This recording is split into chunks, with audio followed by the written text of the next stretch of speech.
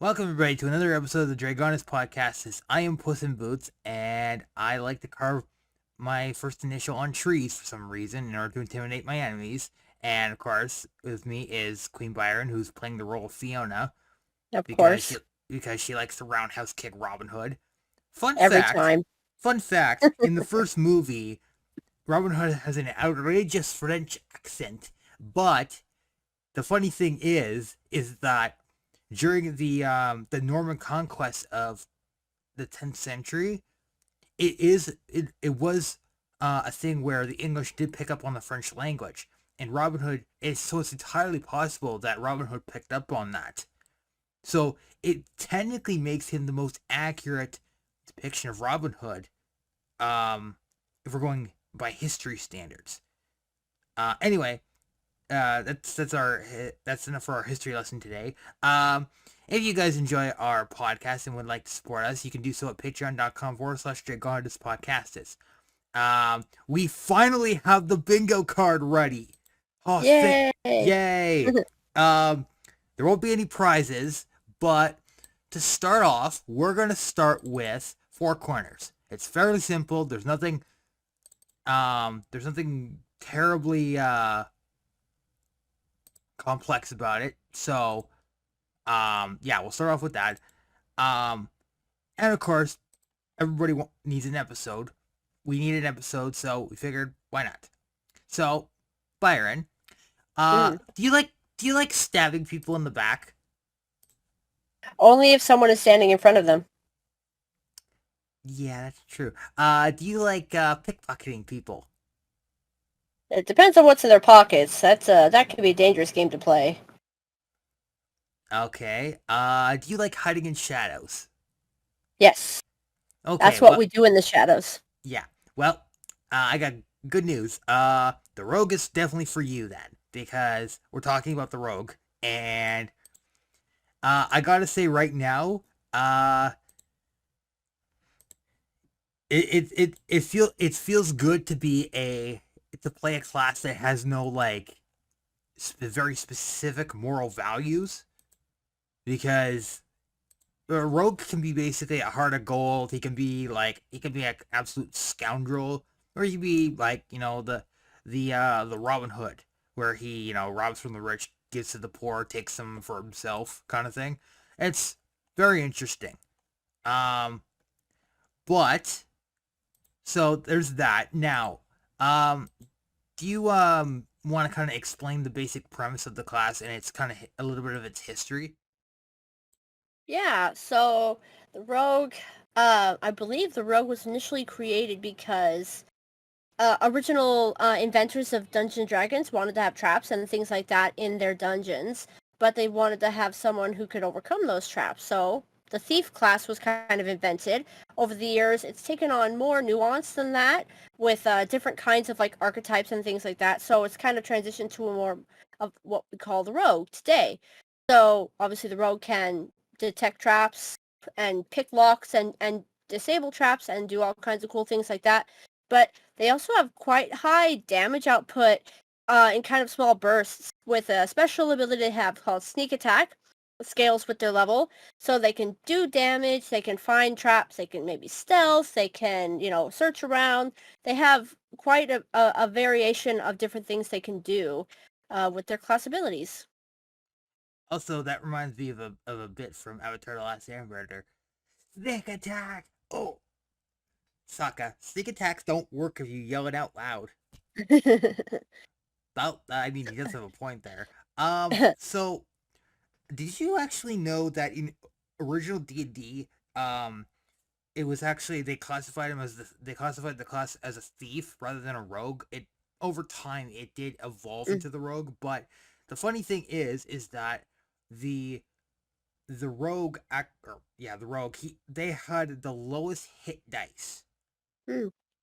They had a D4 for hit dice. Wow, that's rough. Yeah. Not only that, well, actually, this is more a problem with earlier editions of D&D, but the rogue, not only, but they were more like, they were kind of like a fourth option rather than a core class. It wasn't until much later that they got the recognition they needed and the support they needed. However, also because of their like picking locks, detecting traps, in earlier editions they only had a 40% chance of actually detecting or successfully picking a lock. Mm.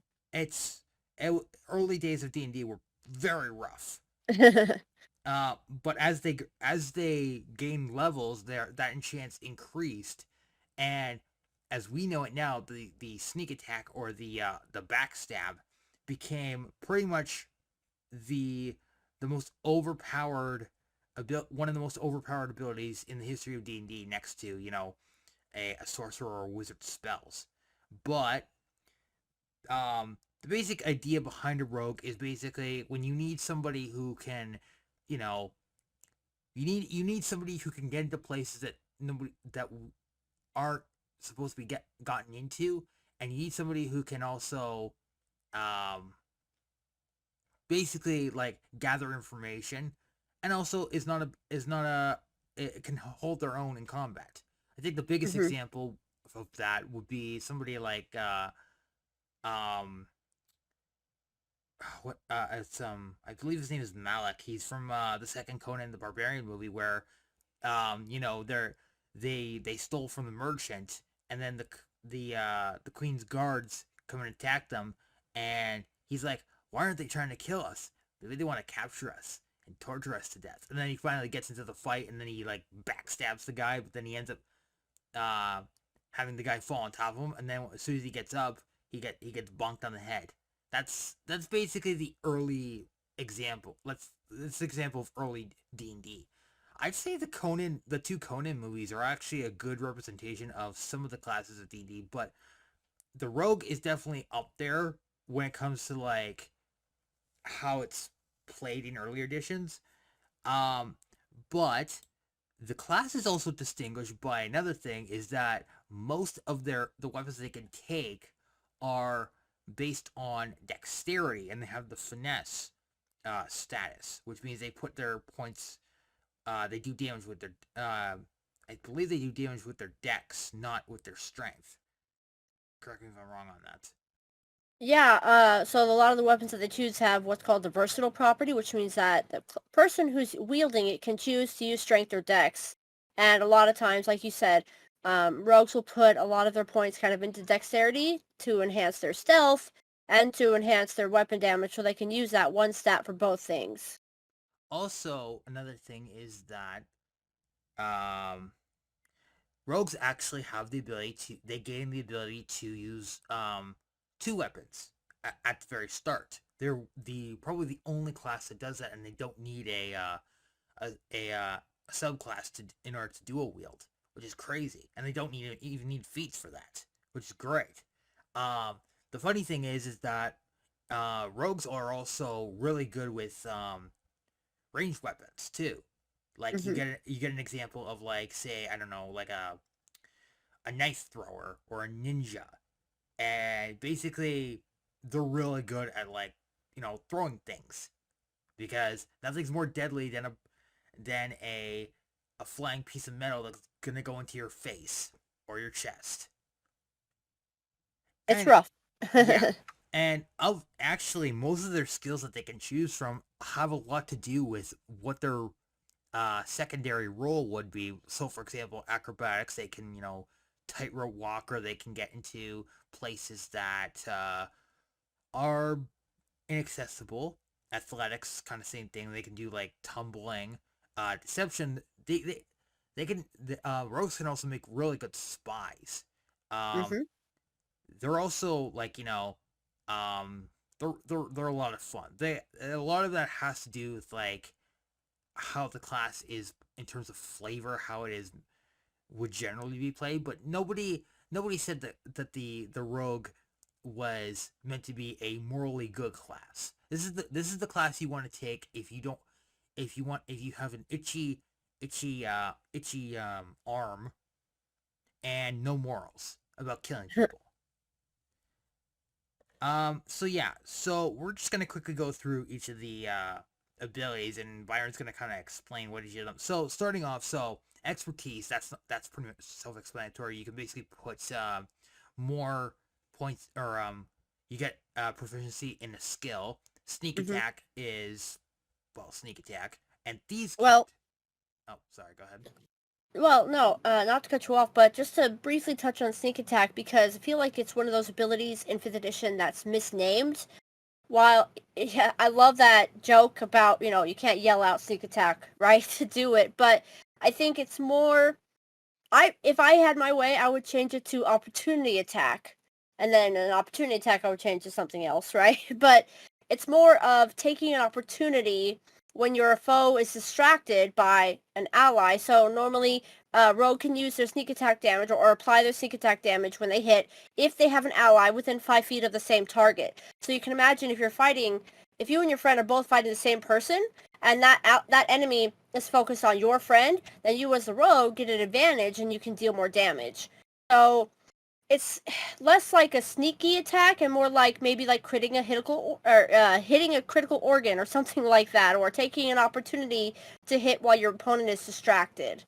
But These Can't also is a really fun rogue ability where it's kind of like they have a special language, but it's not really something that other classes can take. And it's not necessarily just a spoken language. So it could be gestures, it could be like posters and notices put up around a city. It's kind of a way for thieves to communicate with each other, or rogues, right? To communicate with each other in a way that's subtle and that most people would not get, but if you're like in on it, then you get it, right? Yeah. Um. Yeah. Thieves' Cannon has been there since the beginning. It was one of the Mhm. core abilities. Um. Uncanny dodge. Oh boy. Basically, you basically give the middle finger to damage. Basically, if I understand that correctly. Same kind of same thing with evasion, where like you can mhm. evade attacks. Mhm. Reliable talent is where basically it takes the idea of the expertise and basically enhances it. So basically now you have like a a skill that you can theoretically you can't fail at when doing checks, but I have to double check that. But blind sense is pretty cool, although I think this ability should have gone to the monk, but the blind sense basically makes it so that if the rogue can fight if they're, blinded, or they're in darkness, or they're actually physically blind, which is a thing. I have had that happen to one of my characters, and that was not pleasant. But elusive basically, it's like, stay still so I can kill you. And then stroke of luck is basically, they're incredibly like, I think the idea is basically you kind of rig the dice a little bit. Maybe, I don't know. I don't know how that one works, but So yeah, this is what's called the capstone ability for the rogue. So it's something that you get at level 20. So it's very powerful. If you haven't multi-classed or done anything like that, you get to level 20 rogue. Basically, if you miss on an attack, you can turn it to a hit. Yeah. If you miss, you can say, no, you know what? I decided that I hit. that And that it kind is of, that is yeah, insanity. very, very similar. The other side of this is if you fail an ability check, then you can roll, or sorry, instead of rolling again, you just take the 20.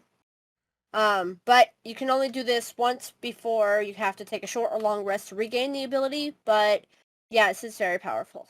Very powerful. Like, I can imagine some like a rogue's like trying to do like a, well, we're gonna call it a back. I'm gonna call it a backstab now, but Mm, mm-hmm. um, basically, you fail on your backstab, and you're like, nope, I succeed on the backstab. Yep. And then you puncture a guy's vital organs, and then you drag him to the shadows, loot his body, and then make off. It's like it. Yep. Yeah, unfortunately, the rogue is kind of like that because they do what the other classes, or what most people aren't either not willing to do, or they simply won't do, and that's why they're in conflict with the paladins a lot. As far as It like can be. Mm-hmm. as far as like flavor goes, like a paladin is like, oh, like truth, the rule of law, like sticking to morals. Rogue has no morals, and I, I, it's. I Oh, sorry. Go ahead. Well, I was just going to say, in earlier editions, we kind of touched on this in previous episodes of the class series, but in earlier editions, alignment had a lot more to do with gameplay. In 5th edition, it doesn't come up very often, besides potentially like magic item attunement or potentially, negotiating with other creatures, NPC, disposition against you. So, like Robin Hood is a good example of someone who considered neutral or like chaotic good. Rogues don't have to be, neutral or evil aligned or chaotic or anything like that. They can steal from the rich, or maybe they don't even steal at all. Again, I think that with the language change from thief to rogue, we're seeing kind of a shift also in the assumptions of the character and what they do. Rogues are good at lots of different things. It doesn't have to be all about crime. They have many talents. Actually, the most the closest historical example that we have to a rogue is actually the ninja. Um, Mm, by the way, ninjas were not assassins. They were actually hmm they trained more to be spies. And real ninjas actually wear blue rather than black. Um, if you watch Gaijin Guba's series about which ninja, and he talks about the different ninjas and how accurate they are to real ninjutsu, you'll understand. But it's also really interesting. So for subclasses, so we have the classic name, the thief, who is basically about stealing stuff. Assassin is basically, okay, I'm gonna I'm gonna find this guy and I'm gonna kill him, and then I'm gonna get paid for it. And all my skills are basically about taking this guy out. And then you got Arcane Trickster, who throws a bit of magic in there, which is interesting because I I see a lot of in terms of in terms of fantasy media, like rogues kind of disdain magic a little bit. Um mm, but Arcane Trickster kind of gives them kind of a way of dealing with other magic users or any magical being in such a way that it kind of complements them. The Phantom is basically, well, uh, I'm I'm in the dark. You can't see me. You come into the dark, and I will stab you. mm. What's Soul Knife's premise? Yeah, so Soul Knife has some really interesting things that they can do as well. They rely kind of on psychic, psionic type of flavoring for their weapon attacks and things like that. So imagine kind of like they can create knives that they throw, right, out of thin air. So kind of not quite magic, but not in the traditional spellcasting type of way, like the arcane trickster, but more like conjuration almost, or where they're creating the things that they're using to throw. They have psionic and psychic abilities and stuff like that. Kind of things like that. At level 17, they can actually kind of not read mind, rend mind is what the ability is called, where they're basically doing damage straight to your psyche. It's pretty bad. It does a ton of damage because again at level 17, they can apply their sneak attack damage to this ranged attack, and sneak attack at that level is 9d6 on top of the weapon damage. Just straight to a person's brain, basically. And it will stun them. And if you ever play with a monk or any other creature who does stunning effects, it's so devastating. It just shuts down enemies. So the Soul Knife does all kinds of different things with the psychic blades and things like that. That is absolute insanity. So Inquisitive, I'm guessing, is kind of the guy who is he's the interrogator, or he's I imagine Inquisitive is kind of like the anti rogue. I imagine something around those Mm. lines. Master. Well, Oh, sorry. Go ahead. I was just gonna say, the Inquisitor is kind of the one that kind of studies their enemies a little bit. They have, more points kind of to put in like deception, insight, perception, and things like that. And they have one of their things is called insightful fighting. right? So it's a bonus action. You're kind of studying your creature or your enemy, and if you succeed, you can succeed on a wisdom.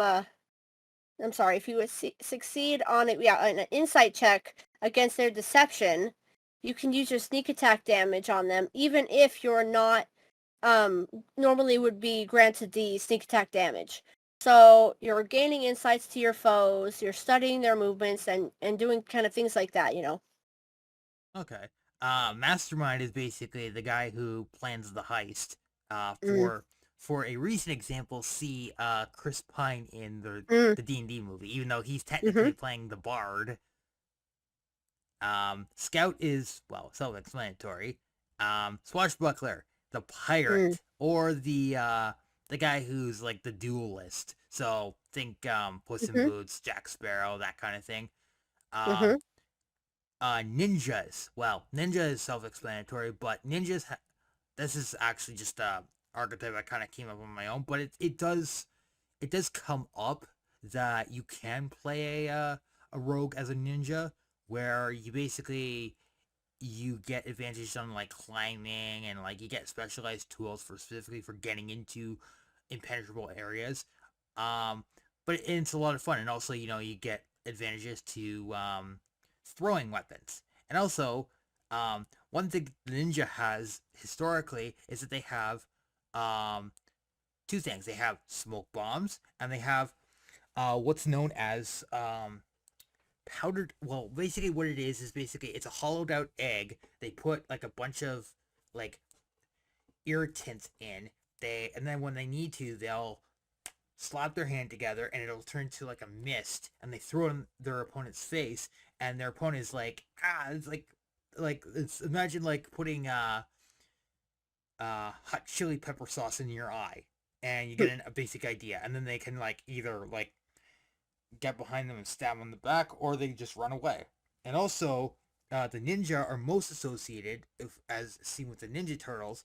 They actually wield a bunch of seemingly like unassuming weapons, but they can, in the right hands and with the right training, they can be effectively deadly. That's why they use things like the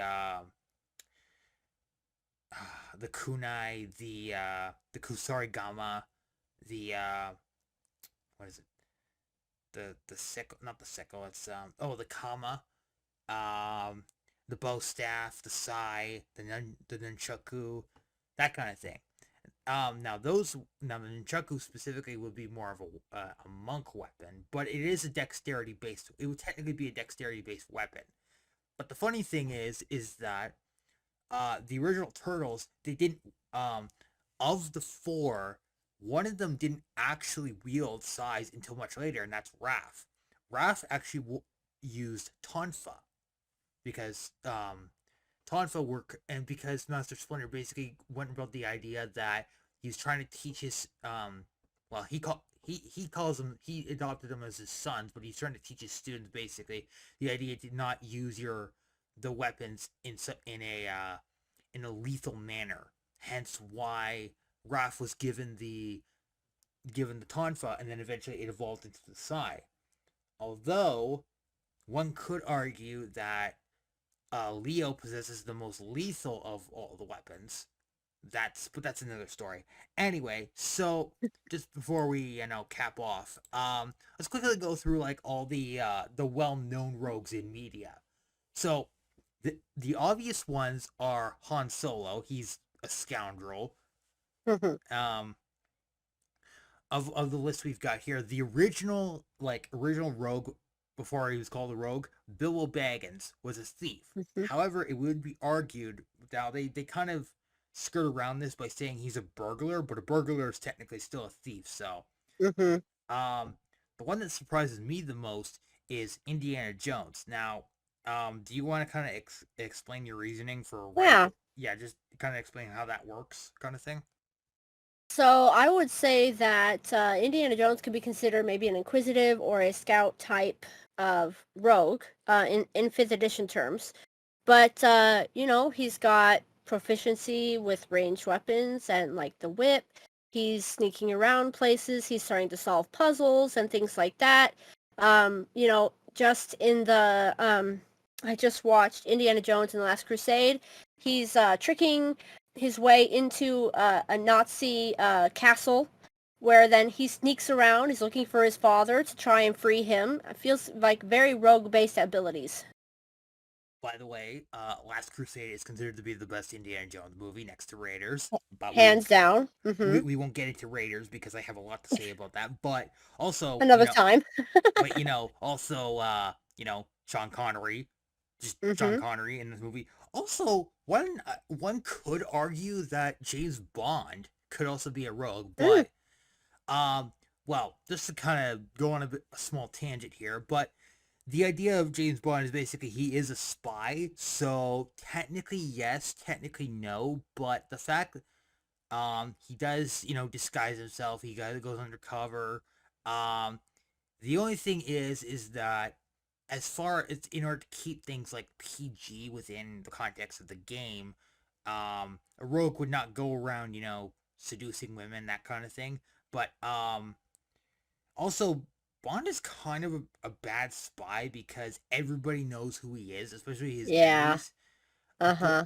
But he is kind of the I would say he's kind of like he can think on his feet, and he's also, he's kind of like the Wile E. Coyote of me. In some ways, he's a Wile E. Coyote, or and this actually more of a road runner because no matter how many times people try to kill him, he always manages to get out. It's probably Mm-hmm. because he either has his gadgets, or he has or he's incredibly lucky, or he's just like he's able to think his way out of a situation with just like almost anything, if as long as he's got the right gadget for the job.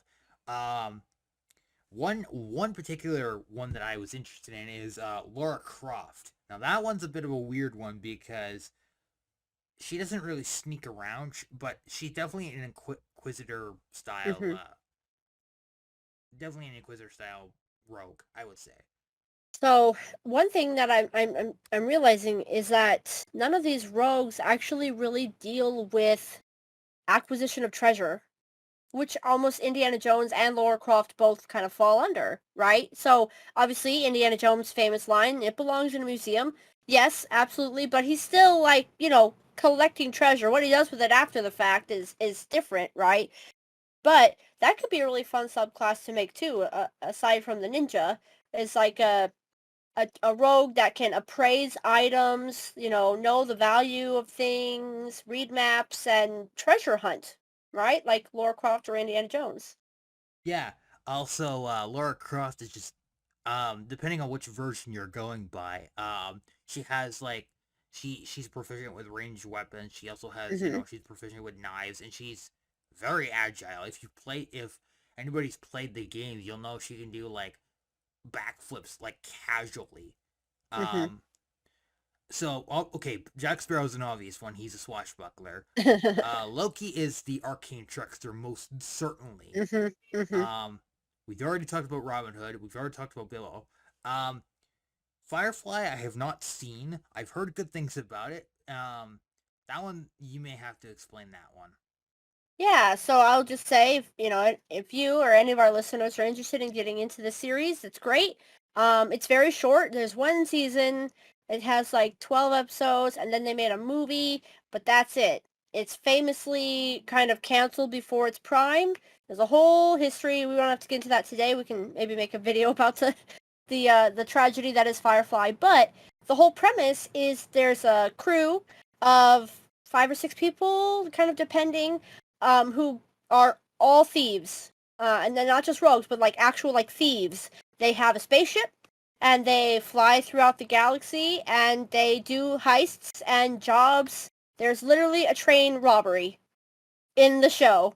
So I feel like of anybody on this list, I'd love to name all the characters, but we don't really have time. So basically the entire cast of Firefly are all rogues. Yeah. Okay. Star-Lord, I agree with. He's more of the ranged rogue. Aladdin is definitely an interesting one because he spends like the first bit of of the first movie just getting away from the law. Uh-huh. It's That's like, great. how does like I know it's a movie and it's kind of cartoonish in that way, but it kind of relies on the guards being somewhat incompetent and not, Yeah.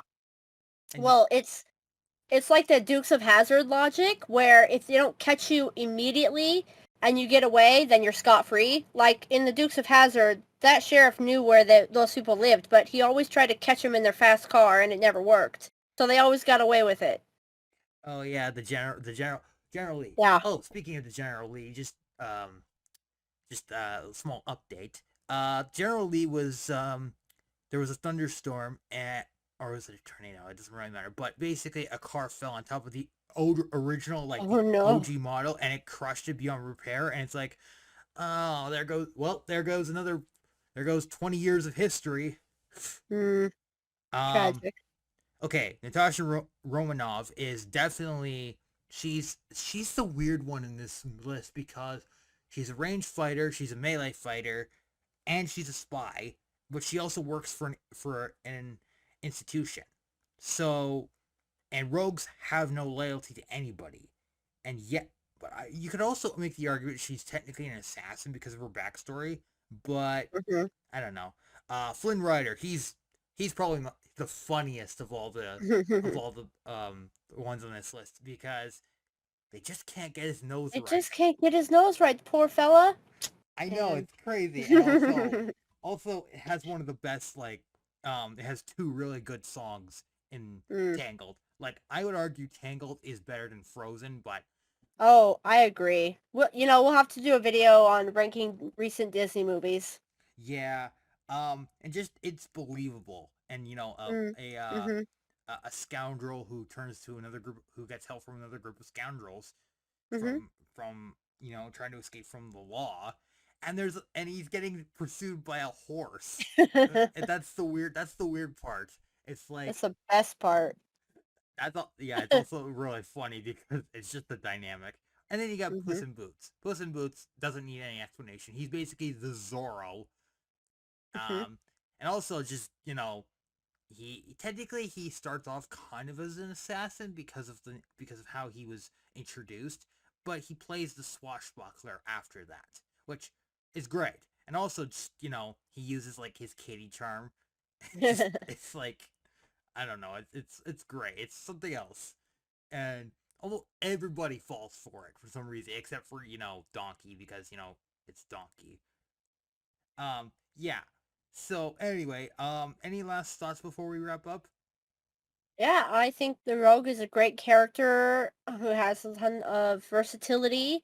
Really great at like burst damage. Like if you just want to like do an absolute truckload of damage once per turn, the swashbuckler or not swashbuckler, but Rogue is a great option for that. If you want to dabble in magic, like we said, there's Arcane Trickster. There's a ton of different kind of subclasses. And if anybody knows of any treasure hunter type subclass rogues, link them in the comments below. Yeah, also just remember sneak attacks don't work if you yell it out loud. And also, I think I got bingo. One sec, I have to check. Let's see. Let's see.